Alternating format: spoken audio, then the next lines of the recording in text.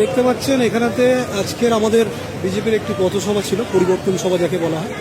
এখানে উপস্থিত ছিল আমাদের ত্রিপুরার এক্স সিএম বিপ্লব দে, এবং তার বক্তৃতা চলাকালীন তৃণমূলের কিছু দুষ্কৃতী তারা তাণ্ডব চালায় এবং আমাদের যে পথসভাটি চলছিল সেটাকে আমাদের যে টাইমের আগেই বন্ধ করে দেওয়া হয়।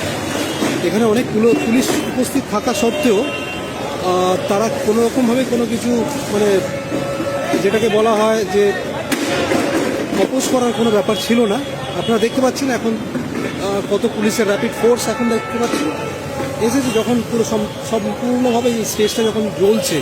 ঠিক আছে, বিপ্লবদেরকে আমরা তাড়াতাড়ি করে পাঠিয়ে দিই, আমাদের অনুষ্ঠান বন্ধ করে দেওয়া হয় যেহেতু ওরা এই ধরনের ঘটনা ঘটাচ্ছিল।